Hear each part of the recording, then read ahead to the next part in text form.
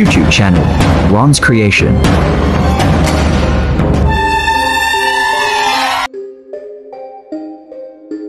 আসসালামু আলাইকুম, আপনাদের সকলকে স্বাগতম রনস ক্রিয়েশন চ্যানেলের নতুন আরেকটি ভিডিওতে।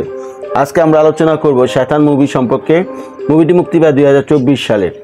শয়তান মুভিটি এক্সপ্লেনেশন শোনার পূর্বে আমার ইউটিউব চ্যানেল রনস ক্রিয়েশন চ্যানেলটি সাবস্ক্রাইব করতে ভুল করবেন না। প্রিয় দর্শক, আপনাদের সাবস্ক্রাইব ও ভিডিওতে লাইক ও কমেন্ট আমাকে নিত্য নতুন কন্টেন্ট তৈরি করতে অনুপ্রেরণা যোগায়। তাহলে চলুন শুরু করা যাক। এই গল্পটি ভারতের বিহার অঞ্চলের বসবাসকারী একটি উচ্চ মধ্যবিত্ত পরিবারের গল্প। এই পরিবারে 4 জন সদস্য। স্বামীর নাম কবি ঋষি, যিনি পেশায় একজন সিএ, এবং তার স্ত্রী জ্যোতি একজন গৃহিণী। তাদের 2 সন্তান রয়েছে। বড় মেয়ে জাহ্নবী, যার বয়স 16 বছর, এবং ছোট ছেলে ধ্রুবের বয়স 8 বছর। একবার ছুটির দিনে খামার বাড়িতে যাওয়ার সিদ্ধান্ত নেয় তারা। শহর থেকে দূরে তাদের নিজস্ব একটি বাংলো ছিল। তারা 4 জন গাড়িতে করে খামার বাড়ির দিকে রওনা দেয়। পথে তারা একটি ধাবায় খাবার খেতে বসে। সেখানে বনরাজ কেশব নামে এক ব্যক্তির সাথে পরিচয় হয় কবি ঋষির। বনরাজ কেশব কবিরকে কিছু বিষয়ে হেল্প করেন এবং তাতে বনরাজের সাথে কবিরের বন্ধুত্বপূর্ণ সম্পর্ক তৈরি হয়। বনরাজ এসে কবিরের সাথে টেবিলে খেতে বসেন। তারপর বনরাজ কবির ও জ্যোতির সামনে তাদের মেয়ে জাহ্নবীকে একটি লাড্ডু খেতে দেন। জাহ্নবী লাড্ডুটি খাওয়ার পর বনরাজ টেবিল ছেড়ে চলে যায়। আসলে বনরাজ ছিলেন একজন তান্ত্রিক। সে কালো জাদু করে। বনরাজের ইচ্ছে পূরণ করার জন্য জাহ্নবীকে তার প্রয়োজন ছিল। জাহ্নবীর পরিবার যখন ধাবা ছেড়ে চলে যাচ্ছিল, তখন বনরাজ জাহ্নবীর হাতে একটি বিস্কিটের প্যাকেট দিয়ে দেয়। জাহ্নবী ধীরে ধীরে সম্পূর্ণ বিস্কিটের প্যাকেট খেয়ে ফেলে। বনরাজ তাদের গাড়ি অনুসরণ করে বাংলো অবধি চলে আসে। কবির বাংলোতে আসার কারণ জিজ্ঞেস করলে বনরাজ বলে তার মোবাইলের চার্জ নেই, তার চার্জ দিতে এসেছে এবং মোবাইল চার্জ দেওয়া শেষ হলে সে চলে যাবে। তারপর বনরাজ তাদের পারিবারিক আলোচনায় হস্তক্ষেপ করা শুরু করে। কবির বনরাজকে বাংলো থেকে বের করে দিতে চাইলে জাহ্নবী তার বাবাকে মানে কবিরকে বনরাজকে বাংলো থেকে বের করার সময় বাধা দেয়। তারপর বনরাজ কবির ও জ্যোতিকে বলে তাদের বড় মেয়ে জাহ্নবীর উপর কালো জাদু করেছে। সে জাহ্নবীকে কয়েকদিনের জন্য নিজের সাথে করে নিয়ে যেতে চায়, কিন্তু কবির ও জ্যোতি রাজি হয় না। তারপর বনরাজ জাহ্নবীকে বিভিন্ন প্রকার নির্যাতন করে এবং জাহ্নবীকে বনরাজ বলে তার ভাই ধ্রুবকে হত্যা করতে। ইতিমধ্যে জ্যোতি গোপনে পুলিশকে ফোন দিয়ে দেয়। বনরাজ পুলিশের হাত থেকে বাঁচতে জাহ্নবীকে সিলিন্ডারের উপরে বসিয়ে দেয়। বনরাজ জ্যোতিকে বলে যদি তারা পুলিশকে কিছু বলে তাহলে গ্যাসের সিলিন্ডারে আগুন লাগিয়ে দেবে। পুলিশ যাওয়ার পর কবির বনরাজকে বলে তাদের ছেড়ে চলে যেতে।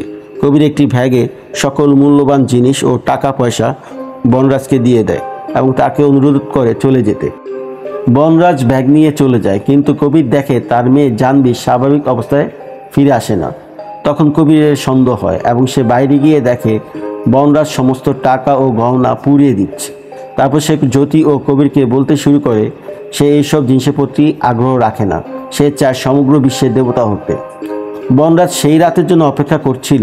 সেই বিশেষ রাতটি 1000 বছরে একবার আসে এবং সেই সময় কালো জাদু সবচেয়ে বেশি শক্তিশালী থাকে, যা কোনো মানুষকে ইচ্ছা পূরণ করতে পারে। বনরাজ জাহ্নবীকে তার সাথে নিয়ে যেতে চায়, তাই সে আবার তাদের বাড়িতে প্রবেশ করে। আবার বনরাজ জাহ্নবীকে অত্যাচার শুরু করে, কিন্তু কবির হাল ছেড়ে দেয় না। জ্যোতি রেগে গিয়ে বনরাজকে আক্রমণ করে। কবির বনরাজকে মারতে শুরু করে। তখন বনরাজ তাদের বলে তারা যদি তাকে হত্যাও করে তাহলে জাহ্নবী সেরে উঠবে না, জাহ্নবী মারা যাবে। সে আরও বলে কবির আর জ্যোতি বনরাজকে হত্যা করলে সে জাহ্নবীকে বলবে তার ভাই ধ্রুবকে হত্যা করতে। কবির ও জ্যোতিকে একটি ঘরে আটকে রাখা হয় এবং ধ্রুবকে ছাদ থেকে ফেলে দেয় জাহ্নবী। জ্যোতি ও কবির কোনো রকম ধ্রুবের কাছে যায়। তারা ভেবেছিল ধ্রুব মারা গেছে, আসলে ধ্রুব তখনও বেঁচে ছিল।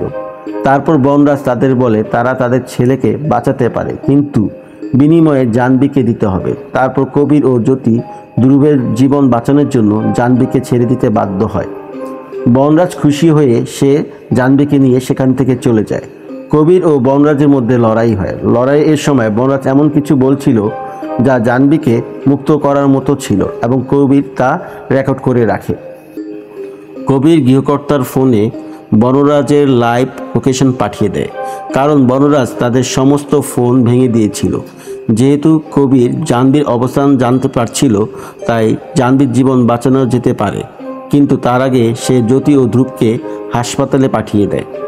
তারপর কবির একটি সাইকেল নিয়ে গৃহকর্তার বাড়িতে যান এবং ফোনটি নিয়ে লাইভ লোকেশন বের করেন। কবির লাইভ লোকেশন ট্র্যাক করে একটি জঙ্গলে চলে আসেন। সেখানে বনরাজদের লোকদের সাথে কবিরের লড়াই হয়। কবির লড়াই শেষ করে সেই জায়গায় পৌঁছায় যেখানে বনরাজ কালো জাদু করছিল। বনরাজ সেখানে জাহ্নবী সহ আরও 107 জন মেয়েকে হত্যা করতে যাচ্ছিল। বনরাজ মেয়েদের হত্যা করতে পারলে পুরো বিশ্বের নিয়ন্ত্রণ নিতে পারবে। বনরাজ যখন মেয়েদের আগুনে ফেলে দিতে যাচ্ছিল তখন কবির বনরাজের জিহ্বা কেটে দেয় এবং সব মেয়েরা কবিরকে আক্রমণ করে। কবির বনরাজের যে কথা রেকর্ড করছিল সেটা বাজিয়ে দেয়, যেটাতে বশীকরণ কাটার কথা বলা ছিল। ওই কথা শোনার পর মেয়েদের চেতনা ফিরে আসে। কবির জাহ্নবীকে চেতনা ফিরিয়ে আনে এবং পুলিশের কাছে 106 জন মেয়েকে হস্তান্তর করে দেয়। পুলিশ মেয়েদের নিজ নিজ বাড়িতে পাঠিয়ে দেয়।